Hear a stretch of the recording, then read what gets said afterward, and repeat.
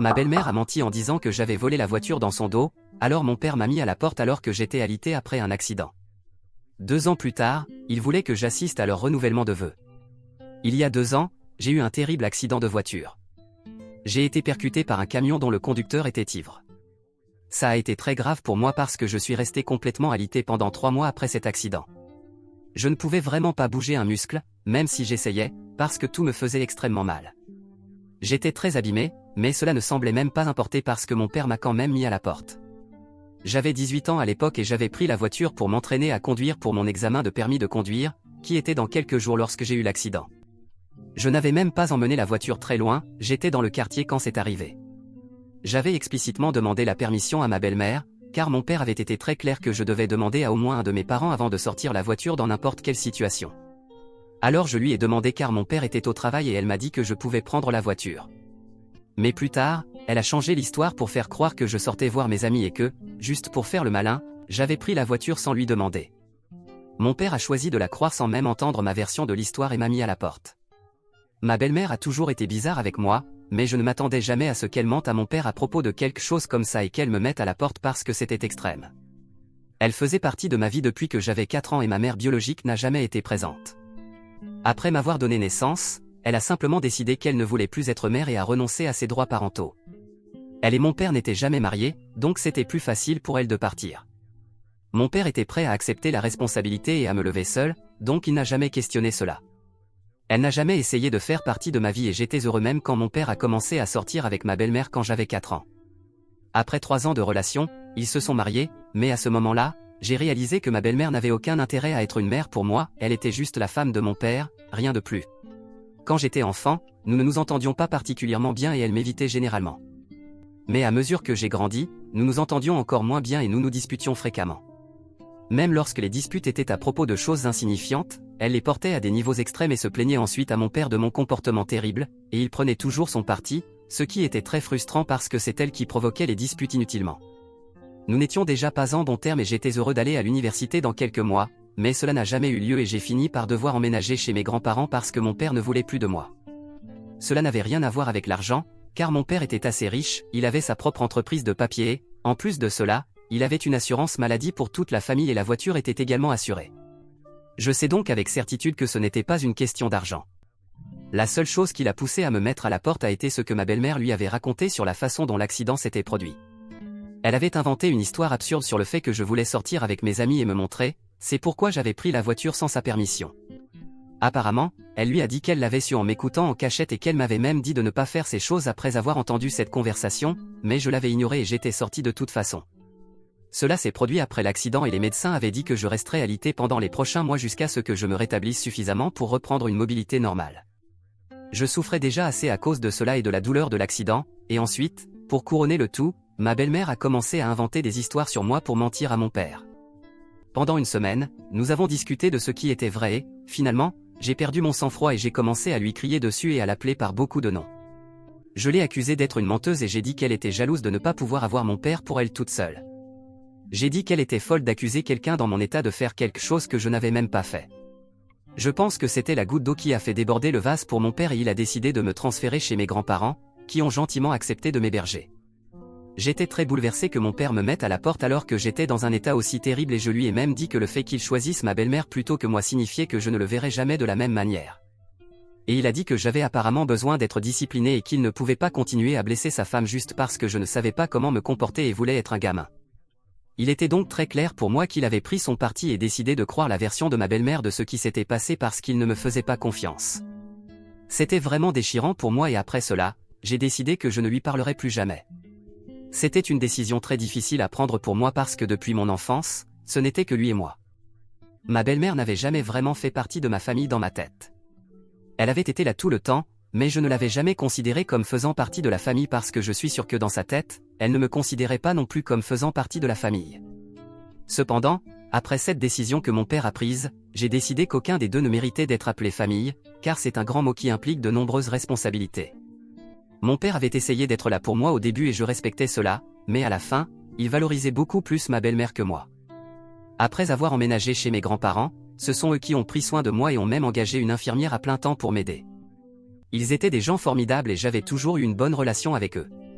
La seule raison pour laquelle je ne m'étais pas installé avec eux plus tôt était que j'avais encore l'espoir que peut-être mon père changerait finalement, mais il ne l'a pas fait, manque de chance pour moi.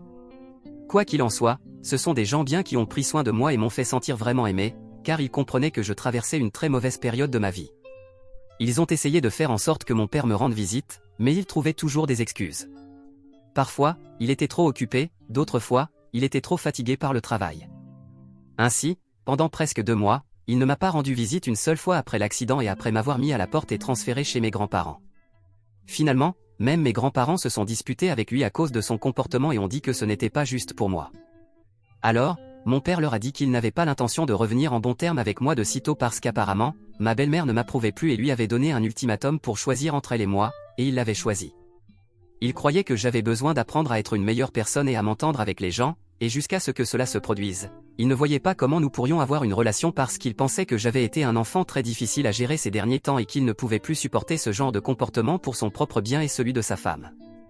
Et c'était tout, et après cela, nous n'avons pas parlé. Mes grands-parents sont ceux qui m'ont envoyé à l'université après ma guérison et ils ont toujours été là pour moi.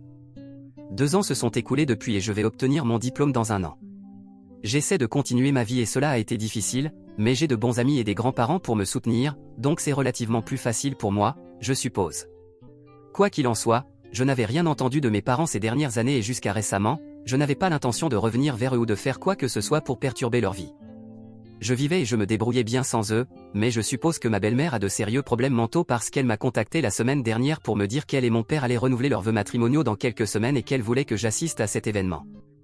J'étais très confus quant à la raison pour laquelle elle voulait que je sois là et je lui ai répondu immédiatement en lui disant que je ne viendrais pas, mais elle m'a dit que je devais absolument être là parce que mon père allait me contacter dans quelques jours pour me demander formellement. Une des principales raisons pour lesquelles il voulait que je sois là était que certains de ses associés commerciaux allaient également être présents et ils savaient qu'il avait une fille, car ils avaient vu des photos de famille sur son bureau et ce serait très étrange d'expliquer pourquoi j'étais absent à un événement comme celui-ci. Mon père avait prévu de me contacter pour se réconcilier de toute façon. Elle voulait que j'accepte simplement l'invitation et que je laisse tout derrière moi. Cependant, je n'étais pas prêt à laisser quoi que ce soit derrière moi parce que cela ne faisait que 2 ans et je n'oublierai jamais la façon dont mon père m'a fait sentir. Alors, j'ai ignoré ce message et essayé de continuer ma journée, mais ensuite, quelques heures après ne pas avoir reçu de réponse de ma part, elle a décidé de m'envoyer un autre message et cette fois, elle a dit qu'elle avait toujours su que j'étais un ingrat qui ne savait pas comment se comporter et que cette fois encore, j'essayais de montrer à quel point je pouvais être bas, surtout lorsque mon père essayait de réparer les choses avec moi-même quand je ne le méritais pas. Puis elle m'a menacé et m'a dit que je pouvais soit être là, soit abandonner tout espoir d'hériter de l'entreprise ou de l'argent de mon père à long terme et qu'elle s'en assurerait. C'est ce qui m'a vraiment énervé parce qu'elle pensait vraiment qu'elle pouvait me faire peur avec ses menaces ridicules. C'est alors que je l'ai finalement bloquée parce qu'elle m'avait mis à bout. Avant cela, je les avais seulement bloqués sur les réseaux sociaux, mais je n'avais pas bloqué leur numéro de téléphone parce que cela semblait inutile. Cependant, après ce message, j'ai bloqué leur numéro de téléphone aussi et j'ai pensé que ce serait la fin de tout cela. Mais cela n'a même pas suffi, je suppose. Elle m'a contacté en m'écrivant un email et a dit que je devais absolument accepter l'invitation parce que le renouvellement des vœux matrimoniaux n'allait pas être seulement un événement pour eux, c'était aussi lié au travail de mon père et il voulait désespérément que je sois là. Même alors, elle n'a pas pu adopter un ton plus gentil avec moi, surtout quand c'était eux qui avaient besoin de moi. Elle a encore essayé de me menacer pour obtenir ce qu'elle voulait et j'ai décidé que j'en avais assez. Il n'y avait pas besoin de fuir ces choses et j'ai finalement décidé de confronter la situation en écrivant un post et en joignant toutes les preuves des conversations que nous avions eues jusqu'à présent. J'ai également écrit sur tout ce qui s'était passé dans le passé et décidé de dénoncer mon père et ma belle-mère sur les réseaux sociaux. J'ai fait un post public et j'ai tagué mon père et ma belle-mère dans le post, ainsi que certains de ses amis de travail dont je pouvais reconnaître les noms et les profils sur les réseaux sociaux. C'était un mouvement délibéré parce que je voulais que ses amis de travail et ses associés commerciaux sachent ce qu'ils m'avaient fait dans le passé, car ma belle-mère m'avait très clairement indiqué que le renouvellement de leurs vœux matrimoniaux allait également être un événement commercial pour eux. Après le post, je ne m'attendais à rien, mais un jour plus tard, j'ai reçu des nouvelles de mes grands-parents que mon père était dévasté parce que, apparemment, ce que j'avais fait avait entraîné une grande perte pour eux. Ils allaient fusionner avec une entreprise de fourniture de bureaux dans quelques mois. C'était dans les premières étapes, mais maintenant, cela allait probablement être annulé à cause de mon poste. Ça allait être une grande affaire pour son entreprise, mais comme j'avais tagué certaines personnes dans mon poste, la nouvelle de ce qui m'était arrivé s'était répandue et la réputation de mon père en avait évidemment pris un coup parce qu'il n'avait pas une bonne image dans ce poste. Alors maintenant, la fusion est en doute parce que mon père n'a reçu de réponse de personne avec qui il travaillait jusqu'à présent et il croit que c'est à cause du poste que j'ai fait. mes grands-parents pensent que ce que j'ai fait n'était probablement pas bien et qu'il n'y avait aucune raison d'impliquer mon père dans tout cela, car c'était ma belle-mère qui était cruelle avec moi, et maintenant je me sens un peu coupable aussi. Donc, je suis en train de me demander si j'ai bien fait de faire un post pour dénoncer publiquement mon père et ma belle-mère. Mise à jour 1. Bonjour, quelques jours se sont écoulés depuis mon post original et j'ai décidé de supprimer mon post attaquant mes parents. Certains d'entre vous ont aussi demandé pourquoi je me référais à mon père et à ma belle-mère comme mes parents, car il est très évident que je ne m'entends pas bien avec aucun d'eux. Eh bien, mon père est évidemment un parent biologique pour moi et même si je n'aime pas beaucoup ma belle-mère, je la connais depuis mon enfance, donc je me suis habitué à les appeler mes parents. Je ne sais pas comment le dire autrement. Ce n'est pas si profond, donc ce n'est pas un gros problème. Quoi qu'il en soit, revenons à ce que j'ai fait, j'ai supprimé ce post et j'ai débloqué mon père pour pouvoir le contacter. La plupart des gens dans la section des commentaires pensent que je ne dois d'excuses à personne, mais j'ai ressenti que je pouvais au moins dire que je n'avais pas l'intention que quelque chose d'aussi grave se produise, car je n'avais aucune idée de la fusion et de son importance pour son entreprise. Je ne me suis pas exactement excusé, je me suis juste un peu justifié et je lui ai dit que tout ce qui s'était passé il y a 2 ans était quelque chose qui me restait encore en tête et que je n'avais pas pu complètement dépasser. Alors apprendre qu'il allait m'inviter à un événement et essayer de se réconcilier avec moi, mais même cela était juste parce qu'il voulait faire semblant que tout allait bien avec sa famille devant ses associés commerciaux, c'était blessant. Et le comportement de ma belle-mère avec moi avait été très insultant, ce qui m'a énervé et c'est pourquoi j'ai fait ce post. J'ai tout mis dans un texte et je le lui ai envoyé. Je ne m'attendais vraiment pas à ce qu'il me réponde parce que je savais qu'il serait très en colère avec ce qui s'était passé, mais il m'a répondu et m'a dit que c'était bien, qu'il méritait cela après tout ce qu'il avait fait et qu'il ne me blâmait pas pour la façon dont j'avais réagi. C'était une réaction assez étrange, alors j'ai décidé de parler à mes grands-parents à ce sujet parce que je pensais qu'ils sauraient peut-être pourquoi il agissait de manière si étrange, car je m'attendais vraiment à ce qu'il soit au moins en colère et me réprimande pour ce que j'avais fait, mais rien de tout cela ne s'est produit. Alors quand j'ai demandé à mes grands-parents à ce sujet, ils m'ont dit que, apparemment, ils regrettaient ces actions depuis très longtemps et que tout était arrivé à un point critique lorsque j'ai publié cela. Ils ont dit qu'ils avaient déjà discuté de ces choses avec mon père récemment avant que je ne lui envoie ce message texte et il avait exprimé combien il regrettait de m'avoir expulsé à l'époque. Cela avait été sa propre décision personnelle de le faire, mais il affirmait qu'il était simplement confus sur ce qu'il devait faire. Ma belle-mère faisait toujours paraître cela très convaincant chaque fois qu'elle lui parlait de mon comportement terrible et il le croyait, mais il a ensuite commencé à douter de lui-même et de ce que ma belle-mère lui disait quelques semaines après m'avoir expulsé. Il n'a jamais pu trouver le courage de corriger les choses avec moi et il savait qu'il méritait cela, c'est pourquoi il n'a pas essayé de répondre ni de discuter avec moi lorsque je lui ai envoyé ce message texte. Ils m'ont également expliqué qu'ils voulaient vraiment m'inviter au renouvellement de leurs vœux matrimoniaux et non seulement pour impressionner ses associés commerciaux, comme ma belle-mère me l'avait dit. En fait, ses associés commerciaux n'étaient même pas invités à l'événement. C'était quelque chose de très intime et proche, alors ils ne savaient pas pourquoi elle dirait quelque chose comme ça, probablement juste pour créer un conflit entre mon père et moi. Je n'ai jamais vraiment compris ces raisons, mais de toute façon, il avait vu les captures d'écran que j'avais publiées et s'était rendu compte que ma belle-mère avait un problème avec les mensonges et ils avaient également eu une forte dispute.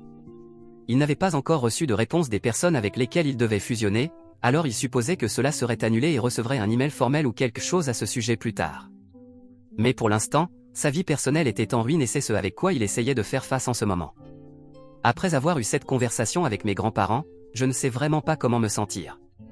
Ils m'ont dit qu'ils étaient fiers de moi pour avoir fait la bonne chose et contacté mon père, même si ce n'était pas pour m'excuser, parce que même mes grands-parents ne pensent pas qu'une excuse soit nécessaire dans cette situation.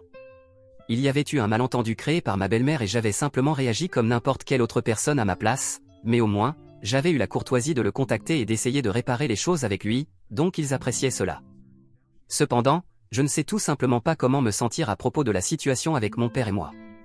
Les choses ont été vraiment mauvaises entre nous ces 2 dernières années et avant, quand je n'avais aucun contact avec lui, honnêtement, il m'était plus facile de gérer mes émotions. Mais maintenant, je ne sais tout simplement pas comment me sentir à propos de tout cela. Mise à jour 2. Bonjour, beaucoup de commentaires sur ma mise à jour précédente m'ont dit que je ne devrais pas recontacter mon père et que je devrais rester sans contact avec lui. Je ne sais pas pour vous, mais je ne pense vraiment pas que ce soit la bonne façon de procéder. De toute façon, j'ai déjà rompu le non-contact en le contactant après ce post, donc je ne pense pas que je puisse revenir en arrière tout d'un coup. Il y a tellement de questions non résolues et de questions sans réponse que j'ai encore. Je ne pense pas que je puisse revenir à ne pas avoir de contact avec lui sitôt, peut-être après avoir eu au moins une conversation avec lui pour obtenir la fermeture dont j'ai besoin ou autre, peut-être après cela. Mais jusqu'à ce que cela se produise, je ne pense vraiment pas que ce que vous suggérez soit même faisable pour moi. Peu importe si vous me trouvez faible ou stupide, je sais ce que mon cœur veut et je sais ce qui est bon pour moi, alors faites-moi confiance, je gère ça. De toute façon, j'ai parlé à mes grands-parents de la façon dont je me sentais et je leur ai dit que je pensais que ce serait bien pour nous de nous asseoir et d'avoir une conversation ensemble, et ils ont dit qu'ils pensaient aussi que ce serait une bonne idée et sont en train de parler à mon père et de prévoir pour que nous nous rencontrions. D'après ce que je sais, les choses ne vont pas très bien entre lui et ma belle-mère et il pourrait être en route pour un divorce. Je ne suis pas sûr de cela encore, mais ce serait assez drôle si cela arrivait parce qu'ils étaient sur le point de renouveler leurs vœux et maintenant cela ne va pas se produire et à la place, ils pourraient finir par se séparer. Parlant d'ironie. Mais revenons à ce que mes grands-parents m'ont dit, ils ont été en contact avec mon père et ils essaient aussi de reconstruire leur relation avec leur fils parce que mes grands-parents n'ont pas toute la vie devant eux comme moi. Ils ont un temps limité et ils doivent en tirer le meilleur parti, donc je peux comprendre pourquoi ils veulent réparer les choses avec lui. En plus, il me semble que mon père est vraiment désolé pour tout ce qui s'est passé dans le passé parce que mes grands-parents m'ont dit qu'il était assez dévasté et ne semblait même pas se soucier que la fusion ait été annulée. Tout ce dont il parle, c'est de combien il a échoué en tant que père et qu'il m'a échoué, et je suppose que je peux voir d'où il vient. Je ne pense pas avoir jamais essayé de penser aux choses de son point de vue. Mes grands-parents m'ont dit qu'ils allaient lui parler et me faire savoir quand nous pourrions nous rencontrer, et j'espère juste que tout se passera bien. Mise à jour 3. Bonjour, il y a 2 jours, j'ai finalement rencontré mon père après 2 ans sans contact avec lui. Nous nous sommes rencontrés chez mes grands-parents et c'était vraiment émouvant. Je ne peux toujours pas croire que j'ai finalement pu m'asseoir et lui parler de tout ce qui me dérangeait et obtenir les réponses aux questions que je me posais depuis si longtemps. Il a commencé par s'excuser auprès de moi pour ce qu'il m'avait fait subir et a dit qu'il savait qu'il avait échoué en tant que père et qu'il ne méritait même pas d'être dans la même pièce que moi, car j'étais devenu une meilleure personne qu'il n'aurait jamais imaginé et il n'avait joué aucun rôle dans cela, ce que je ne pense pas être vrai, pour être honnête. C'était lui qui m'avait pratiquement élevé seul parce que quand j'étais plus jeune, ma belle-mère m'évitait simplement. Notre relation s'est seulement détériorée à mesure que je grandissais et que les choses se compliquaient avec ma belle-mère, mais avant cela, il avait toujours été un excellent père pour moi. Mais de toute façon, il a reconnu qu'il avait fait beaucoup d'erreurs et la pire d'entre elles était de faire confiance à ma belle-mère plutôt qu'à moi. Il a expliqué qu'il avait simplement supposé qu'elle disait la vérité parce qu'elle était plus âgée et qu'il n'avait jamais pensé qu'elle lui mentirait parce que quand ils étaient seuls, elle était très habile à le manipuler, et je dois admettre qu'elle était certainement une bonne parloteuse. Il m'a dit qu'il avait été manipulé et qu'il était sincèrement tellement confus quant à savoir qui disait la vérité et à qui faire confiance qu'il a fini par prendre la mauvaise décision. Et même après avoir commencé à douter de lui-même, il n'a pas eu le courage de faire face à ses erreurs et de me parler, et c'est pourquoi il n'a pas essayé de me contacter après m'avoir expulsé de la maison. Il a dit qu'il était vraiment désolé pour tout cela du fond de son cœur et que maintenant c'était à moi de décider si je voulais accepter cette excuse et travailler sur notre relation ou non. Il m'a dit que même si je décidais de ne pas lui pardonner et de revenir à ne pas avoir de contact, il serait d'accord avec cela parce qu'il savait qu'il avait commis une énorme erreur et qu'il devait accepter toute décision que je prendrais. J'ai aussi appris de lui qu'il était en route pour un divorce avec ma belle-mère et qu'elle avait déjà quitté la maison. Après avoir vu ces captures d'écran que j'avais publiées, il l'a confrontée sur ce qu'elle m'avait dit et ils ont eu une grosse dispute. Elle a tout avoué, y compris le mensonge de 2 ans sur ce qui s'était passé avec la voiture et pourquoi j'avais eu cet accident. Après cela, il était évidemment impossible pour lui de rester avec elle, alors il lui a demandé de partir et a demandé le divorce. C'était très difficile pour moi de prendre une décision sur le moment, alors je lui ai dit que j'aurais besoin de temps pour réfléchir aux choses et en ce moment, c'est ce que je fais. J'essaie de déterminer si je devrais lui donner une 2e chance ou non. Je sais que la plupart des gens diraient que je ne devrais pas, mais en fin de compte, c'est mon père et moi seuls pouvons prendre la bonne décision. En plus, je suis un adulte maintenant et je n'ai vraiment pas besoin de dépendre de lui pour quoi que ce soit et il n'a pas besoin de dépendre de moi non plus. Après avoir obtenu mon diplôme, je vais trouver mon propre emploi et être financièrement indépendant, donc cette partie est complètement hors de l'équation ici, au cas où quelqu'un voudrait l'accuser de vouloir réparer les choses avec moi juste parce qu'il voulait pouvoir dépendre de moi après sa retraite, car cela semble être un argument courant ici. Je ne pense pas que ce soit le cas parce que son entreprise va très bien avec ou sans la fusion. Même après que sa réputation ait pris un coup, ses chiffres et ses ventes ne l'ont pas fait, donc je pense que cela parle d'elle-même. C'est une relation purement émotionnelle entre un père et une fille et maintenant je dois décider si je veux travailler sur cette relation ou non. Je penche pour oui parce qu'il est le seul parent que j'ai jamais eu et même si les dernières années ont été mauvaises, je ne peux pas laisser cela se mettre en travers de tout ce qu'il a fait de bien. Mais je ne suis toujours pas sûr, c'est pourquoi je poste ici pour voir ce que les gens pensent. Je veux vraiment réparer les choses et avoir une vraie chance d'avoir une famille normale, et c'est ma seule chance. Alors, s'il vous plaît, gardez cela à l'esprit avant de faire des commentaires, je veux vraiment que les choses fonctionnent. Mise à jour 4. Alors, j'ai décidé que j'allais essayer de travailler sur ma relation avec mon père. Nous commençons une thérapie ensemble la semaine prochaine. J'espère que cela fonctionnera pour nous. Nous allons également essayer de reconstruire notre relation en essayant de vraiment parler et de communiquer souvent. Mes grands-parents sont très heureux à ce sujet et je me sens optimiste pour l'avenir. Honnêtement, je suis vraiment prêt à laisser tout cela derrière moi et à aller de l'avant.